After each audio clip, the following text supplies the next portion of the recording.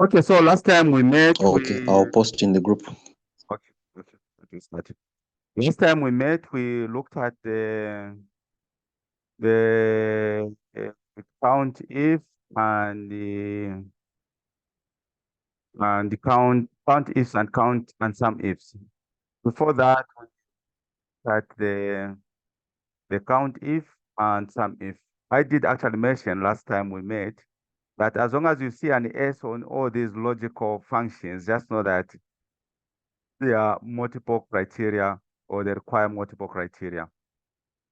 So for count if, you have a provision from 1 up to 255, same to some ifs. I don't know what type of a model one would be able to develop that would accommodate everything of that sort. It's huge, but at least it gives you an opportunity to do quite a number of criteria in fishing out data. So we looked at this, and I'll just be very fast to make sure that you give you a preview of what we looked at. On count ifs,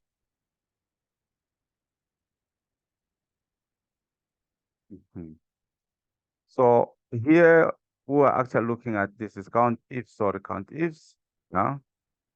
So what we are saying is that first, what range are we picking? We're picking this range for the customers. So if you pick the range, the customer range, it actually follows that. Then you also pick a criteria that actually matches with that. Sorry.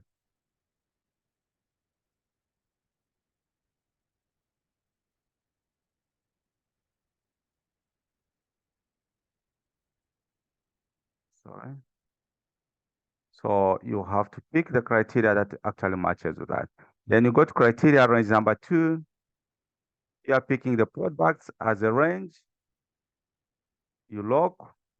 You pick the criteria as a range, as a criteria which will be basically the product criteria. And these are the numbers you have, and you just take it down like this.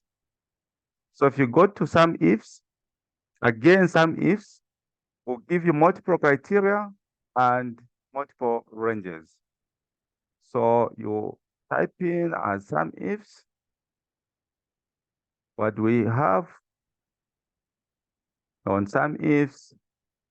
If say you're starting with some range, you cannot some text, so you pick that, comma, which criteria range are you picking? You're picking this criteria range. So if you pick that criteria range, meaning the criteria must actually rhyme. Okay. The criteria must rhyme with that. That's the first one. Then I go to the criteria range number 2. I pick the product. I lock. I go to the criteria, which would be products there, which will be products, which is A15.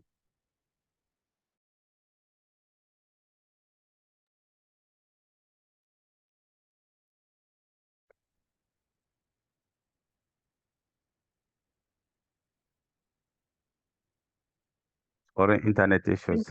We lost you for a bit, coach.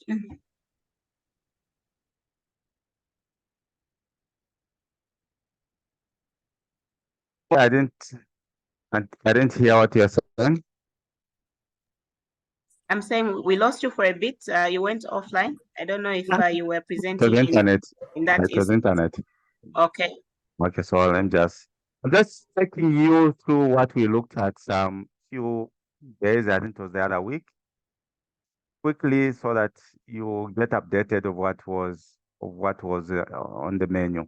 So on the sum ifs, I did mention that the sum ifs, it shall actually have the criteria range, which is basically a range where you are picking the data. Then that criteria range must actually match with the criteria that you're picking. So if you start with the criteria range, for example, the customer's range, meaning that the specific customer will be your criteria. If you go to products, you start with your products as a range. You should pick a specific product, could be book, CD, oranges, whatever, as your criteria. And as a matter of logic, is that you cannot sum text, you can only sum numbers. So on some ifs, this is what you have. You will start with your sum range. Like I said, you cannot sum text. You go to criteria range. So if I start with products here as a criteria range team, it then follows that the criteria is actually going to be the book. I have to be specific. Then if I go to criteria range number 2, which is the customers. So the criteria in this case would be in B13, where you have this specific customer whose name is Mulenga. And I can press like this, and this is what I would get. So what it means is that on books, Mulenga only bought how many books? Bought only 1 book, and this is what it costed Mulenga. On CDs, Mulenga bought 2 CDs for 81 here and for 95. And this is the cost.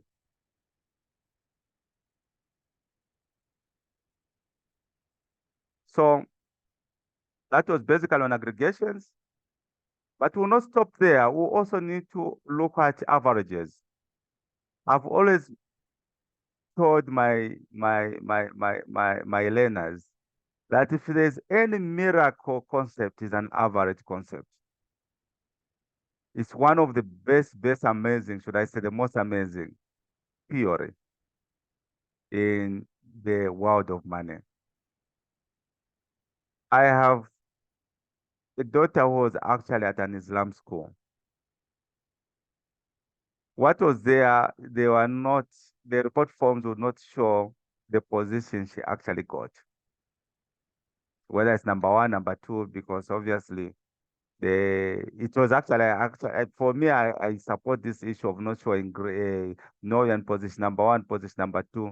It actually has a very big bearing in life when you grow up, you go into the corporate world, because you always want to compete when you're supposed to collaborate. So they don't show what position this person is, their learners. They don't do that. All they do is to show what the learner got and the average. There were instances where, for example, my daughter would get in a particular subject, get 50. And the average is 45.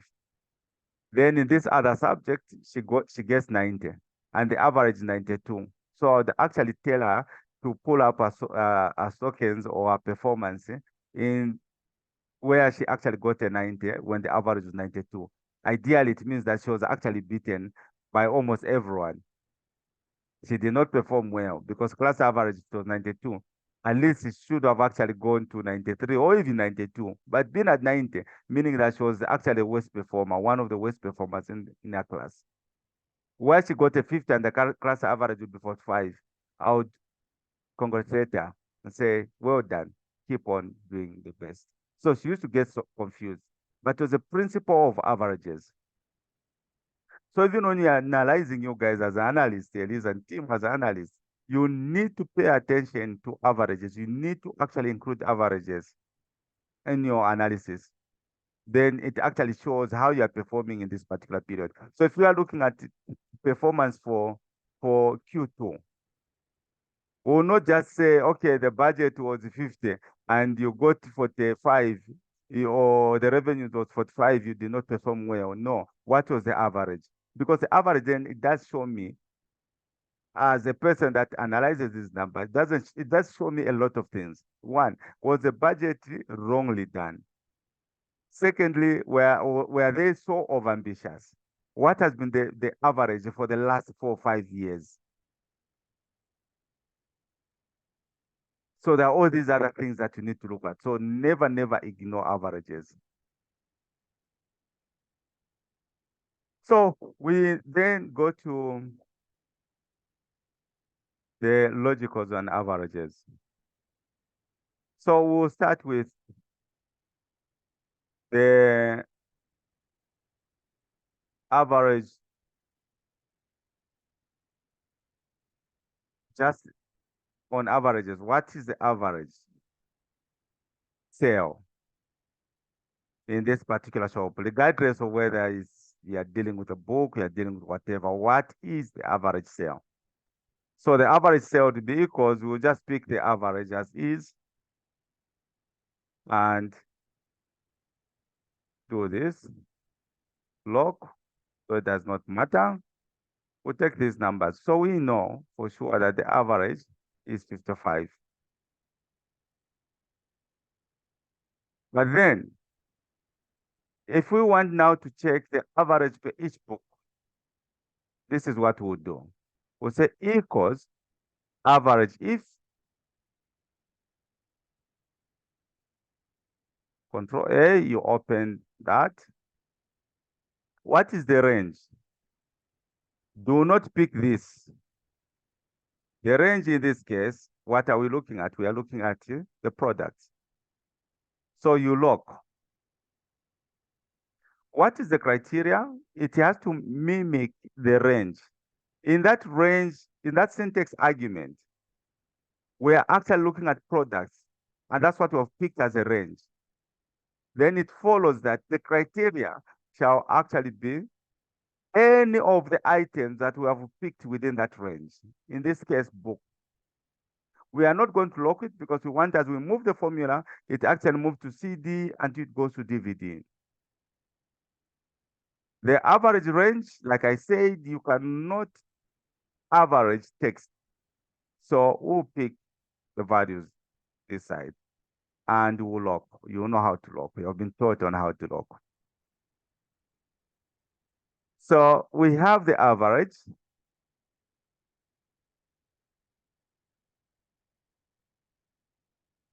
Which is 46.5. We'll take it down there and we're calling it O. Then now we want to check on the performance of Mlenga. Because if you have these averages, for example, Mlenga's averages are higher than the overall average on each product. We will know that Mlenga performed above the pack. So Mlenga performed well. So we'll be comparing Mlenga's performance against the group average. Please understand this. And this is why these functions are so important for analysts like yourselves. So then now we'll go do this equals average ifs. Control A. So average range, we know that we can only average text. So we will lock. What's the criteria range? One, we'll actually pick the products. We can even pick customers, but the key is the criteria has to match with the criteria range that you've picked. Or actually lock, sorry. Or lock. Criteria one, we'll pick book there, do not lock, because want it to move, it's relative referencing. Then we'll go to criteria range number 2, which is the customer. So pick that range, do not forget to lock. The criteria range will actually pick C10, the specific customer, and we are going to log. Then whatever we are going to do now will help us in coming up with reasonable, logical, intelligent analytics. And by doing this, it becomes easier to appraise. For example, if they were not customers, they were sales representatives, who know which sales representative is actually carrying the day, and possibly that's the one that deserves to be given a notch or a promotion, whatever form of motivation that you'd actually bestow on her, on him. If it's the customers, then you know which customers you can actually give some certain specific incentives. Say during Christmas Day, there's some customer want to give some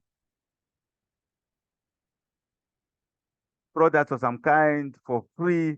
So you then now target those customers that are actually helping you to generate reasonable revenues above the average. And that is how you do it. So this is why you're learning about these average ifs or logicals. It's for that reason. It's not just about the functions. Knowing the functions is the easiest thing you can do. But how to use those functions and come up with inferences that will help you and help your management in coming up with crisp, clear, informal, but highly economical decisions. This is what we are learning here. So press OK. Take it down.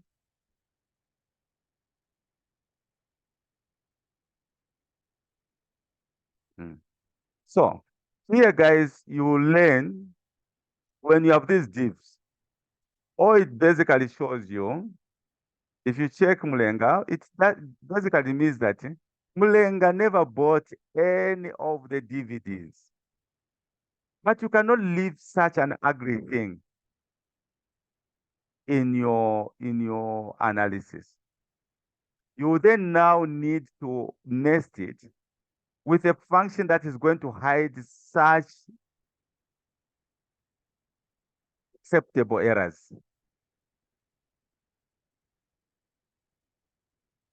So there's a function called if error. So all we are saying that if there's an error of this kind, which is actually known, this is a div error. Div error, what it means that what you're picking has no alternative data that you're looking for, or a set of data, set of values that you want to return. There's nothing. So all it is telling you that whatever number you have there divided by 0, this is what it is telling you. That's the error. It's a normal error. But you cannot leave it like this. So we'll have to mask it. And how do we do it? There's a function called if error. But you should be very, very careful in using if error, because it can then hide errors that are coming, that have arisen due to your incompetence. So you don't want to do that. So you need to be very sure that this is a common error.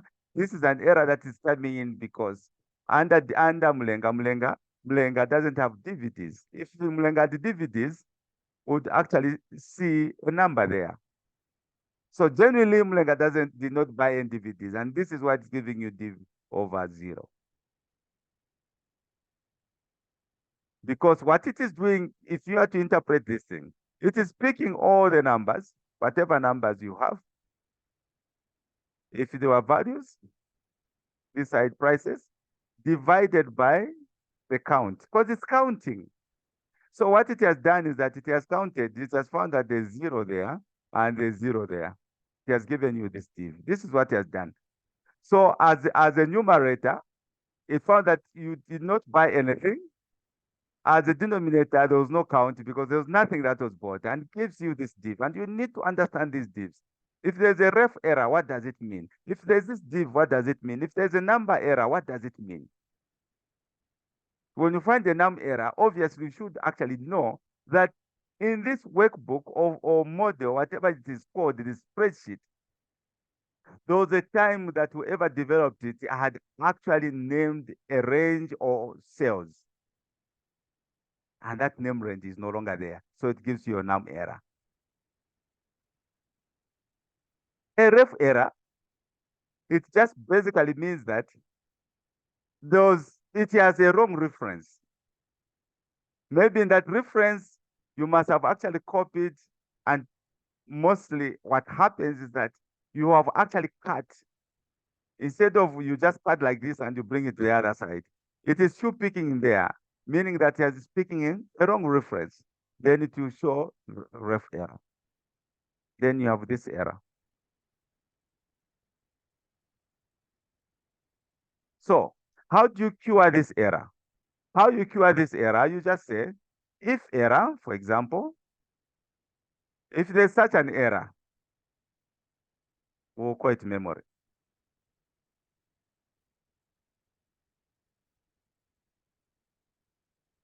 The word of my name, sir. Yes.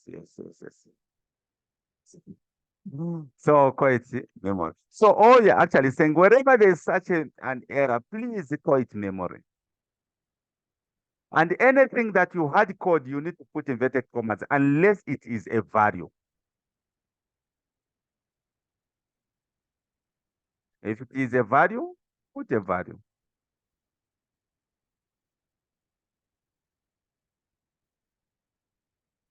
So in here, then we are going to nest.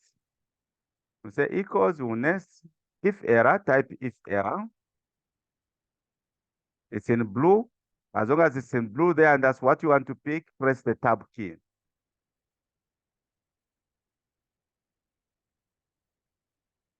Is it what you have done?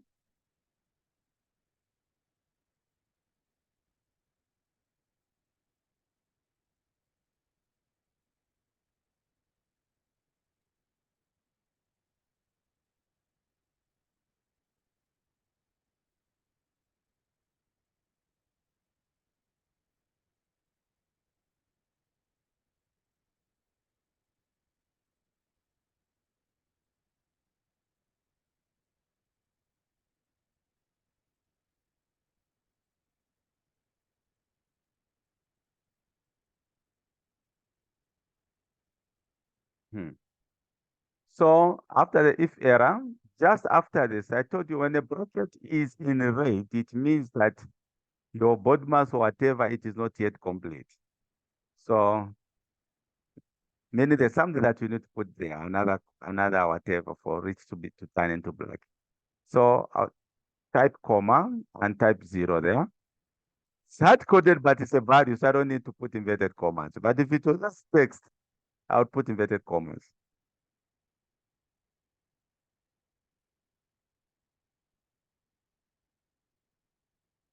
Then press OK.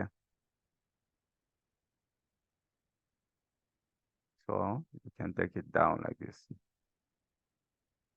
So as we change from Mulenga, for example, we type Nyambe, we should be able to see all these numbers and the like. If we type in Saku, and remember that this function, the beauty about this function, that it is not case sensitive. You can type in small letters and whatever. It is intelligent to know that this is what you want. This is Sakwa. It doesn't matter whether it's in capital, whatever, or it's in proper cases. So it is not case sensitive. So I have these numbers. In any case, we had Mlenga there. Is it okay? Can we proceed?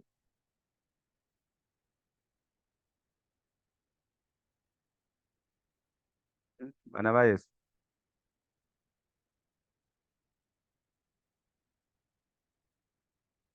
Since you are mute, I also be mute.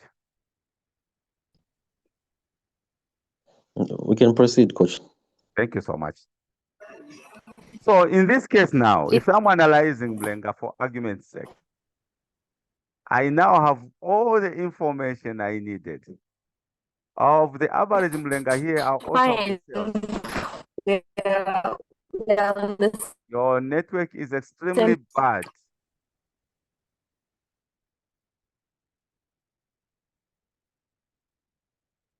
Your network is extremely bad.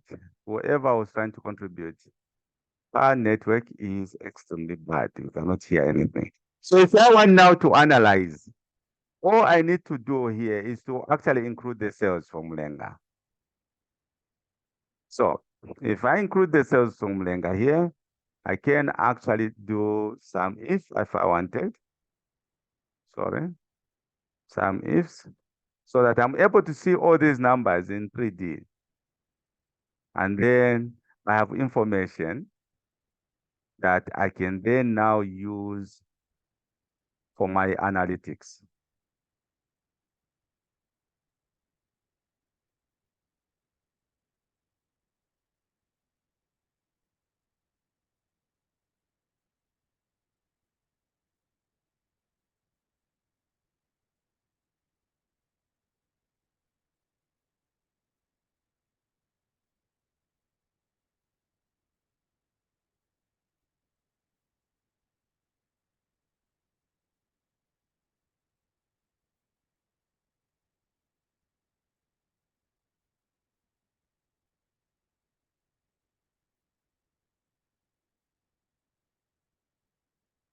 So I have the analytics here. I'm just showing that these are the sales that Mlenga did.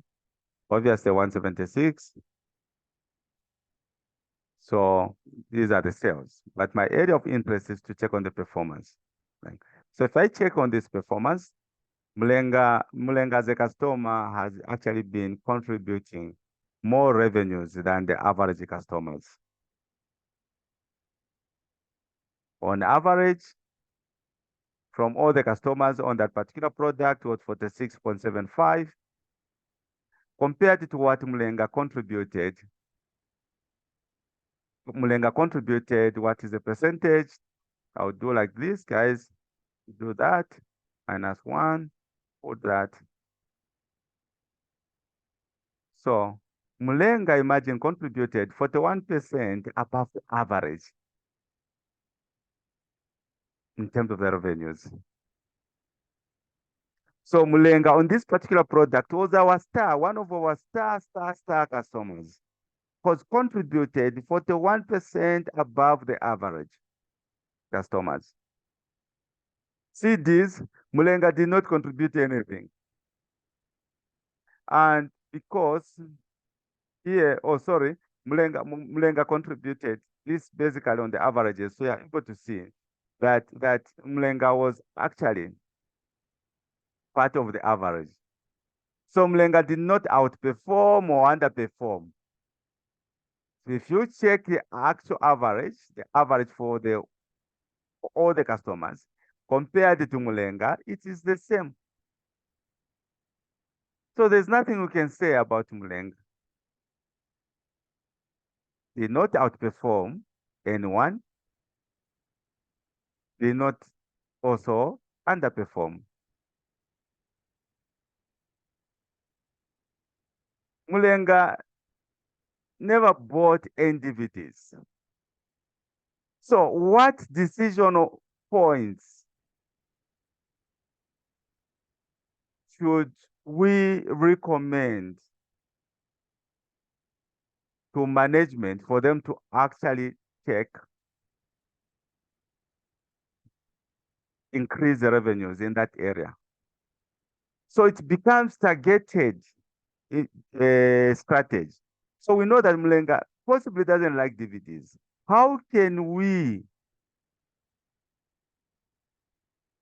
interest Mlenga to start using DVDs? So we now come up with specific promotions to bribe Mlengas into start buying DVDs from us. Not bribing in a negative way, obviously. Enticing, maybe that's the right term. So we know each customer, we know what they like.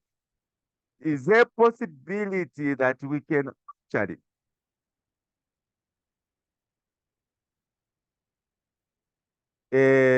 sway Mlenga to start actually buying DVDs? Why doesn't Mlenga buy DVDs? He's okay with CDs, he's okay with books, but why not DVDs? Why not have a mix of CDs and DVDs?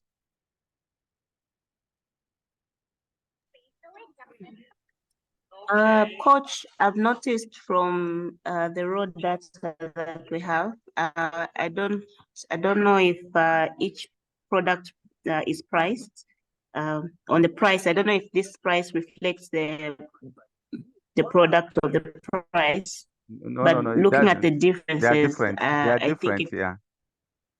It's part of the analytics. So the differences could be that So the maybe time. it could help us. Okay, Mm-hmm. no, you go ahead. But because I was thinking if we could know how much a DVD costs, perhaps the unit price of a DVD does affect Mulenga's decision as compared to the book, with reference to the quantities obtained in each unit price. I'm not sure if Yes, there will be all those that's issues. okay. There could be also issues that the prices are actually changing.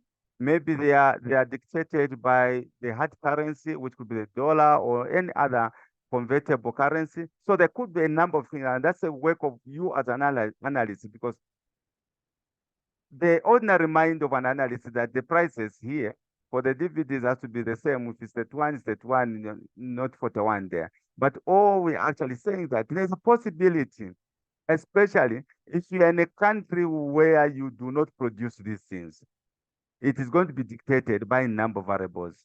One of them, which is always certain, will be your FX.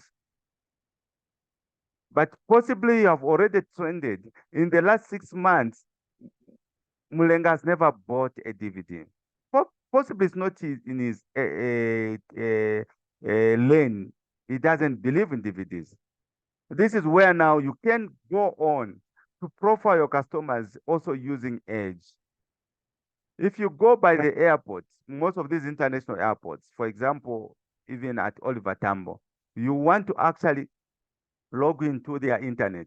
They'll give you age ranges in there. There are certain things you enter and you enter your age range so that it's specific. What you are doing on Google, they are able to see, and they know that if it's this particular age group, this is the type of promotion we can do because you have seen it that this type of age group, this is are the things that they like. So possibly here, it will be an issue of age group. You'll find that Mulenga possibly is 90 years old. And these DVDs, they are new things, they're still new. Maybe CDs were there at the time when you was very youthful like yourself, memory. So then you bring in the age and all these other things. And that's the beauty about analyzing because you have the universe of unknowns and you can analyze these things in whichever way you want to. But they must be backed with data sets that you have. Mutwile. Then on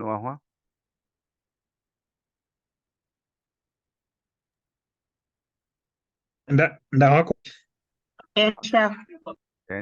alomba maningi. Yeah. So this is how you would actually do it. You can actually check on Nyambe.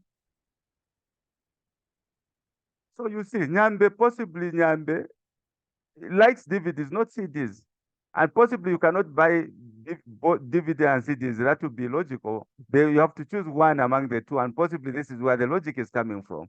You don't expect that a customer will buy both CDs and DVDs. Possibly is buying for other people at home who may actually have a different preference than CDs.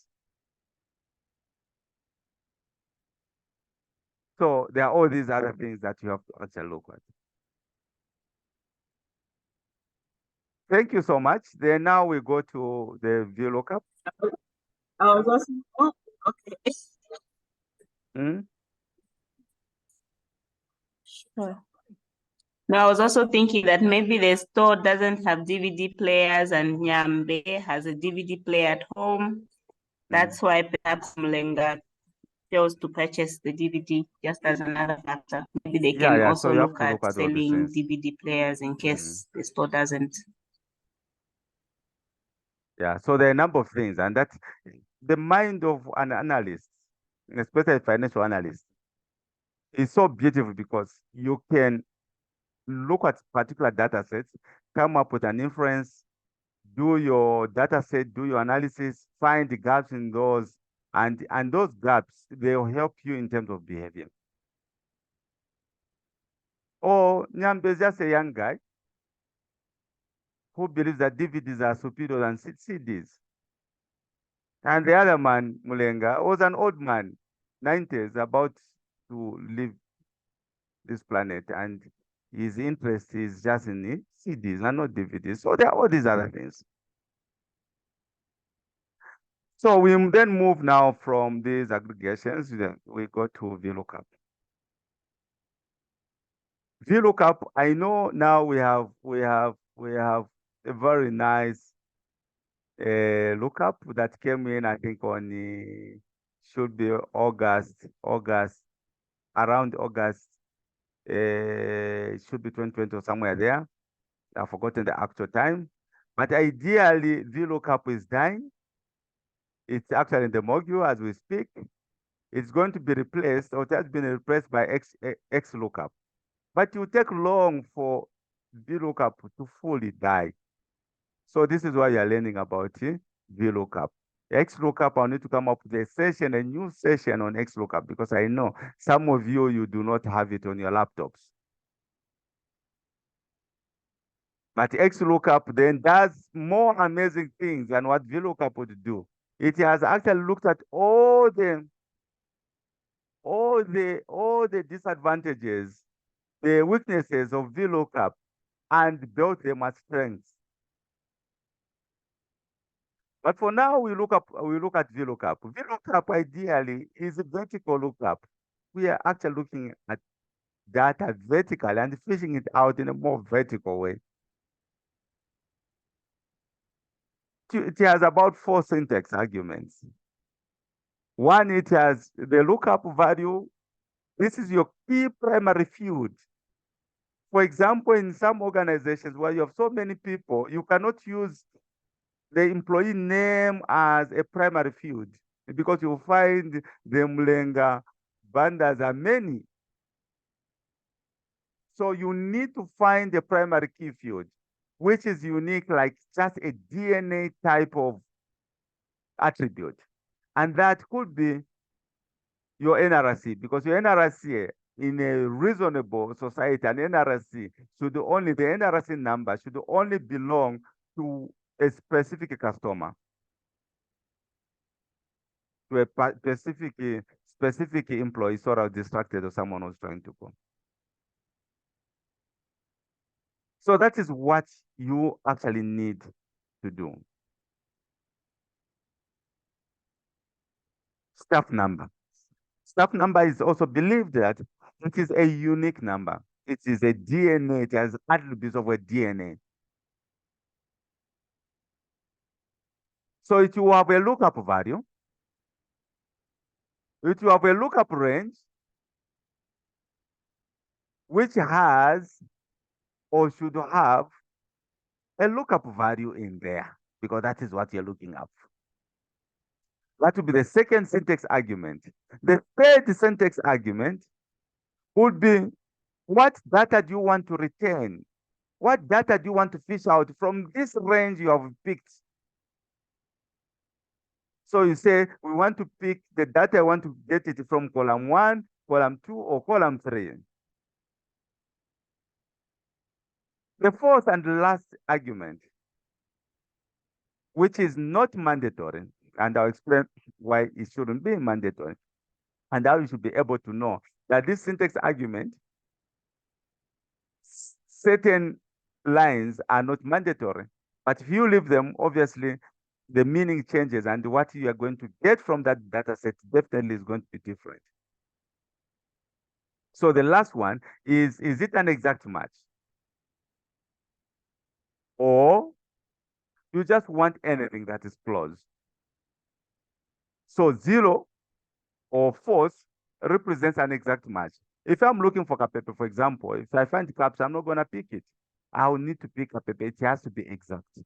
But if I leave it out, or I put 1 or 2, then all I'm saying that if I find PE there, I'm going to pick it because I wanted Kapepe. So in Kapepe, there's PE. It will pick. If there's a P anywhere, it will pick. It just gets confusing. But there are instances in which you can use that, and I'll demonstrate it to you. So this is how it works. Sorry, I never deleted this one. Never deleted it. Can you delete it?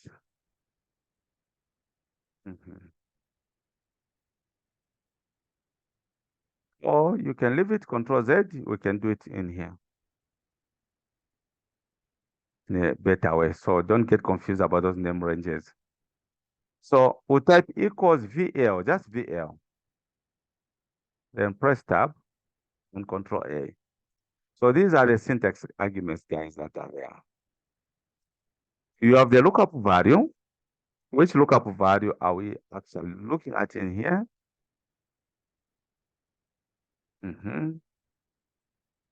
So we are looking at that B8, where you have a product. That's the lookup value.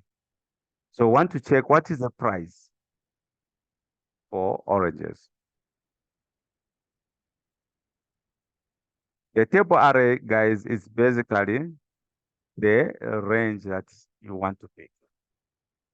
The whole issue about lookup value, the lookup about Vlookups, all the Vlookups, Hlookups, is that the lookup value determines which one will be your first column.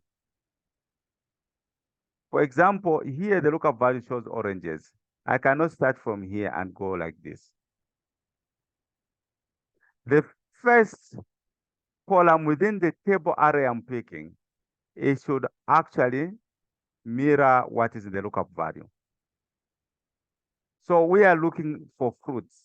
So the first range would be fruits. It will be like this, which we had already named as fruit list.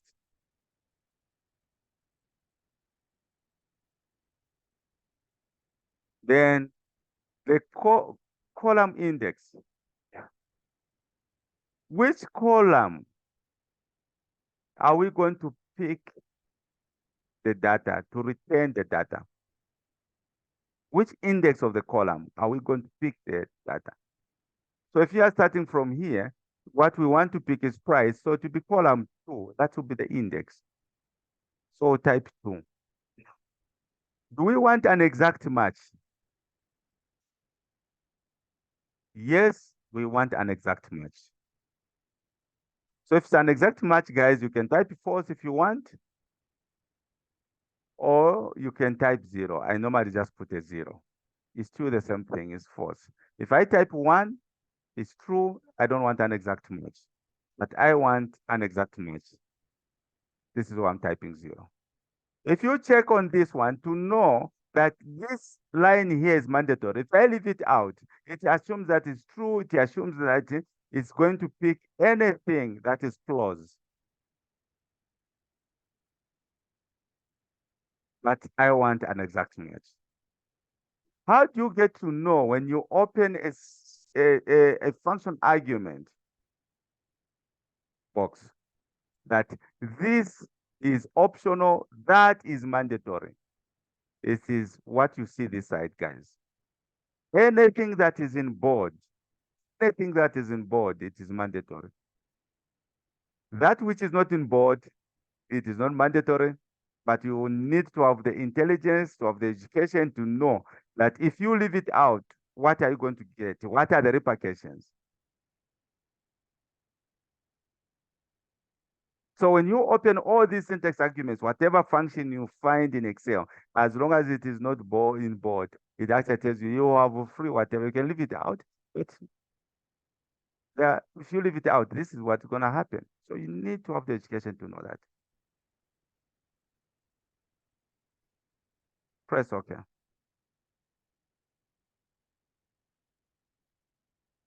So this is the number, but then if you are buying oranges and you're buying 4 oranges, all we expect is that this is going to be multiplied by 4, and that is what you're going to get. So if you want it down there, after the bracket, you can type times, then you pick the 4, A8 there. Such that as we change this number to 7, this is what happens. If we change it to PS, yes, this is what happens. If we change that to apples, for example, and we have 2, this is what happens. Basically, here you're actually showing how many will be bought or sold.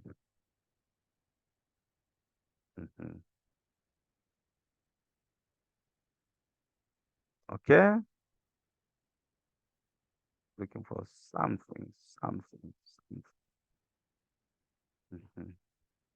So go to nested function. I just want to show you how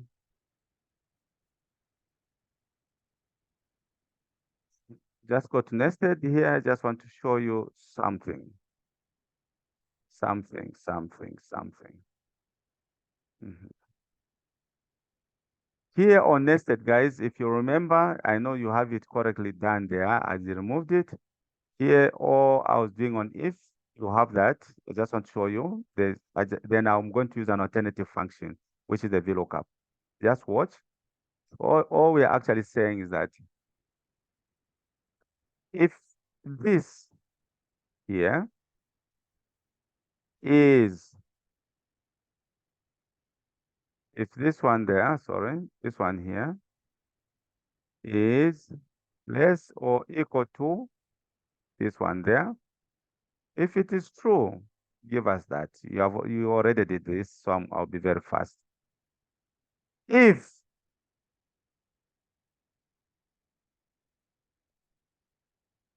this one here is less or equal to this one there, if it is true, give us this, or else give us that.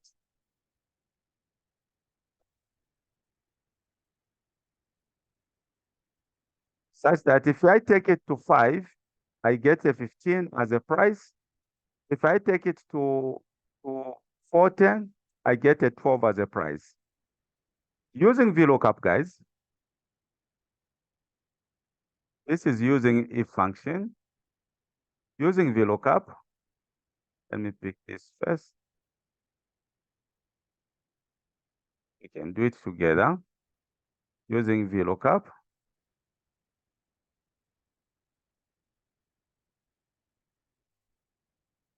So using VLOOKUP, this is what we would do.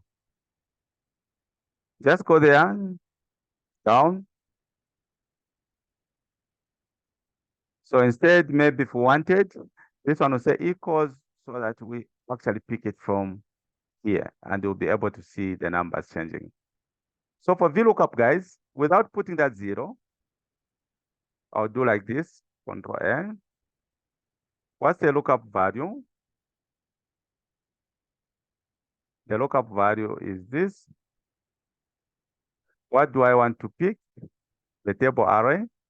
We'll pick this, which is number 3.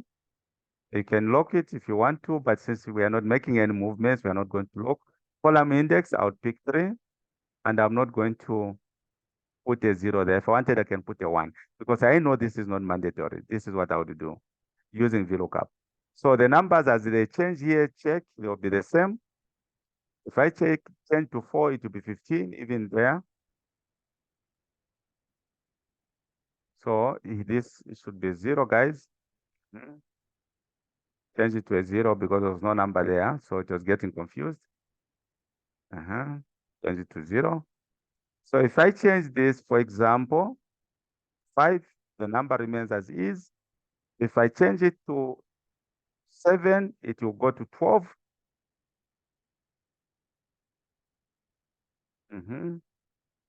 If I change this to 53, this is what is going to happen. If I change it to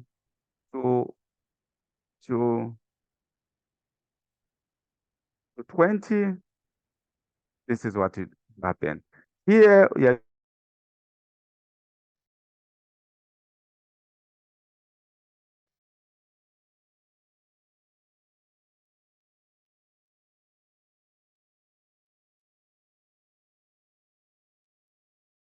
Network issues or someone was trying to call.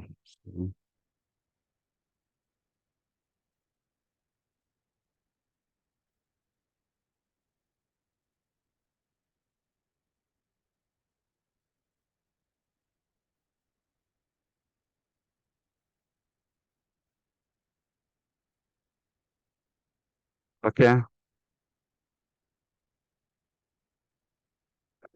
Okay, we are back. So I was just trying to show you the alternative of using VLOOKUP, but without coming up with an exact match. So what you would do with an if function, all those things you are doing there, that using the if function, you can easily do it with the VLOOKUP. Summarize, you still get the same answers, but you need to know when you put a 0, when you put a 1, when you ignore.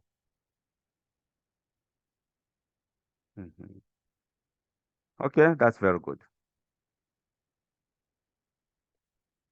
I'll check more data set just to help you upskill, but I have quite a number of videos that I've done on my channel on VLOOKUP, which you can easily access and use the same data set that is in those examples and enhance your proficiency. So that was on VLOOKUP. HLOOKUP, same concept, but then it changes a little bit. So on HLOOKUP, all it focuses on is horizontal looking at. I tend to make these classes short so that you harvest the best. You go on my YouTube channel, check anywhere where I spoke about VLOOKUP. Please get those, use the same data sets, just type and continue practicing until you become a guru. That's how we'll be moving going forward.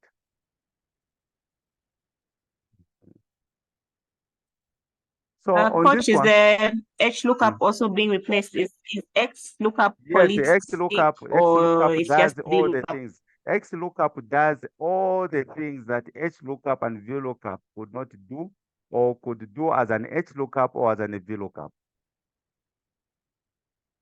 XLOOKUP is like a Lamborghini, not those ISTs you drive. So we move on. Now you look at the HLOOKUP. You have scenarios. You as an analyst, you create scenarios. You have your gray sky. Gray sky is the worst scenario. So when you hear a worst case scenario, and in some other meetings, you find all these people that use beautiful words to confuse you. They will use the word gray sky. So you should actually know that gray sky is worst case scenario. Blue sky is the best case scenario. This is a theoretical thing that most of the time might not even happen. Then you have the best. So on this one, same concept, we are using HLOOKUP, which is horizontal, guys. HLOOKUP, you type, press tab and Control A. Same arguments. So what is the lookup value? The lookup value is this. Sometimes people get confused when they hear about lookup values. They think it should always be values. No, it can be text. Possibly they should have used a better term. So that is your lookup value. What is your table array? You should start the same concept. If your lookup value, this is worst, meaning you do this.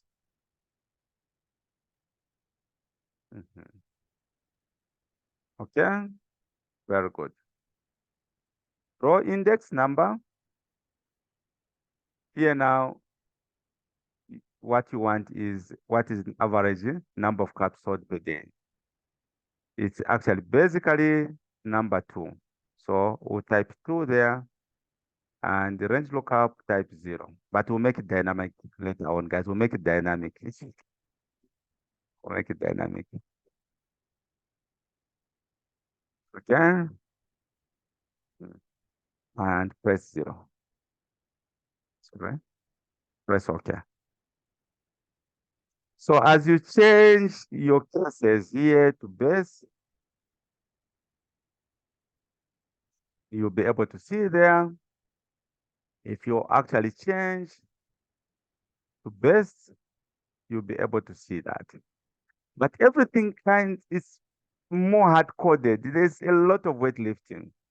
We can make it more dynamic if we wanted to. We could make it dynamic.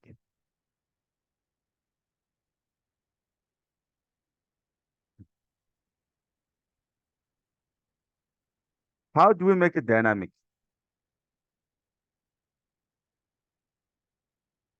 Sorry, not west. Into west. How do we make it dynamic, guys? Let's do this. Copy this and have it in there. In B10, copy it there. Because this one is not dynamic. If we change to rent, this one is not gonna change until we physically go in here, change the row index. But we want it to be more smarter. So this is what we'll do, guys. You have cups per day, you have rent there. We'll actually pick this. We'll do a drop down. You know how to do the drop down. You learned about that. You go to data. You go to data validation. You know that, guys. Do not ask me any question on this one because you know. You go to list. We go to source. We pick this and press OK. So we have a drop down. Why is it not working? Out MMD. No. Go to data, sorry. Data validation. Don't know why it's not showing what I want.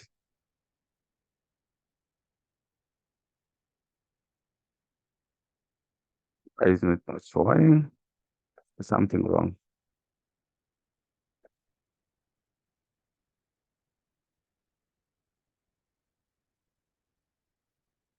Let's remove this. Don't know why it's not. My thing is compromised. It's again, try. I don't know what's happening with my laptop. Let's clear them all. Start. Okay. List.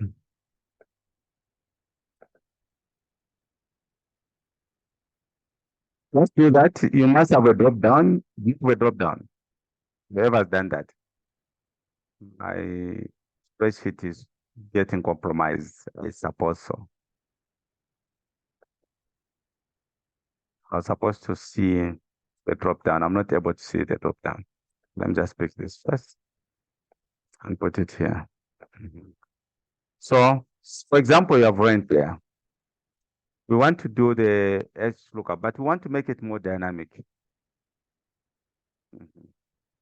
So this is what we'll do, guys. We'll come up with a match here.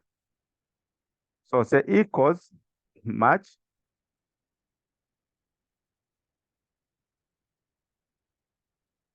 What are we matching?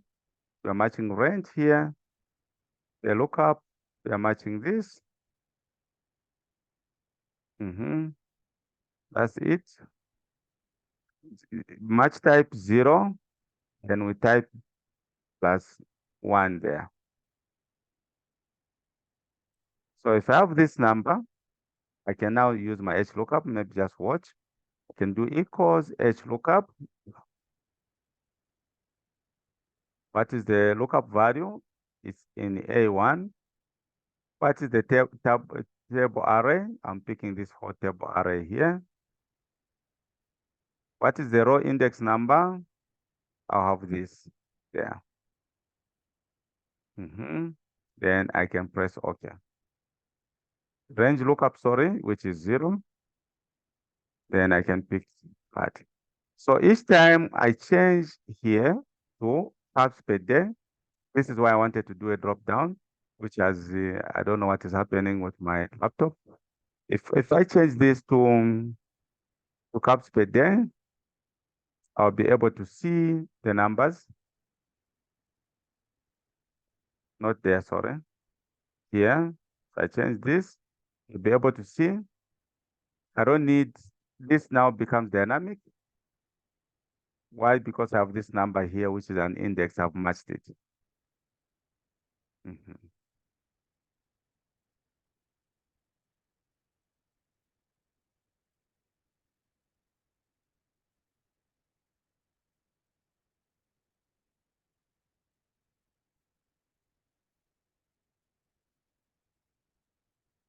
I come here.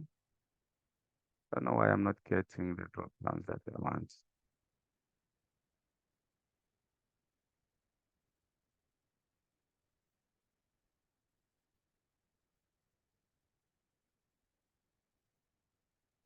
About laptop, clicking the drop downs. It's fine anyway. So this is what I'll change. If I change this to range, I'm able to see the numbers under range, which is this 1320 because it's west. If I come to base, this is what I'll be able to see as base. If I go to base, that is what I'll be able to see as base.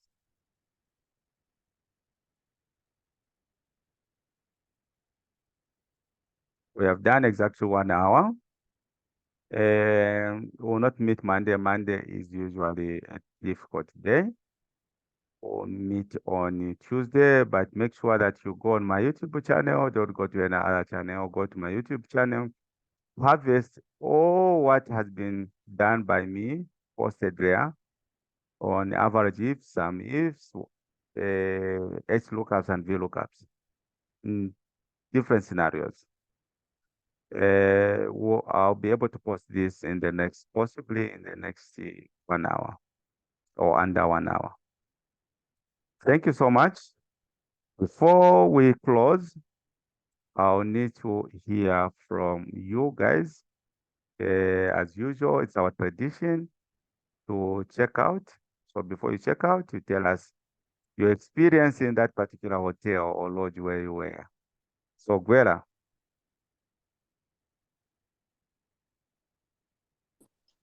Afternoon, coach. I don't really have much to say, except that I'll go and research the div error. You said with the div error, the VLOOKUP and the HLOOKUP. And I look forward to the XLOOKUP when you explain that to us. I submit, coach. Thank you. Memory?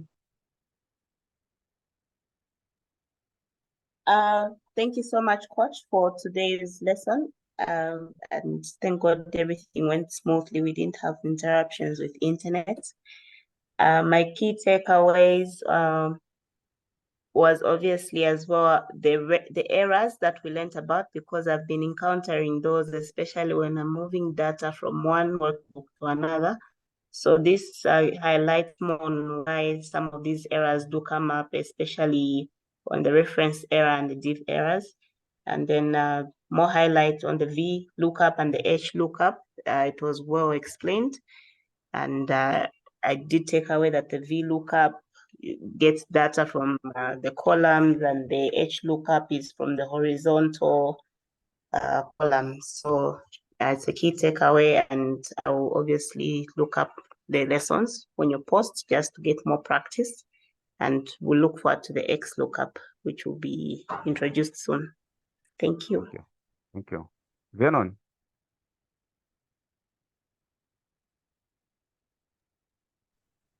Okay, thank you, coach.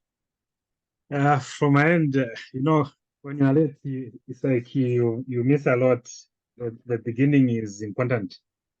So my take is, I think I was disturbed somehow, but I'll just concentrate on going through the video. But the major interest, which is on VLOOKUP. I've seen that with VLOOKUP, you're able to do a lot of functions, which embraces a bit of HLOOKUP as well. And what stood out from my side is the HLOOKUP, how dynamic it is, and how you can be able to tailor it around. I think once you practice well, it's something which can be helpful, more especially when you're dealing with a lot of data. I submit, coach. Thank you so much. Thank you, team. See you on Tuesday. Like I've said, Monday is always a very tricky. Yeah. So thank you so much, and bye-bye. Thank you so much, and bye-bye. Thank you. Thank All right. you. Thanks, coach. All right. Thanks, coach.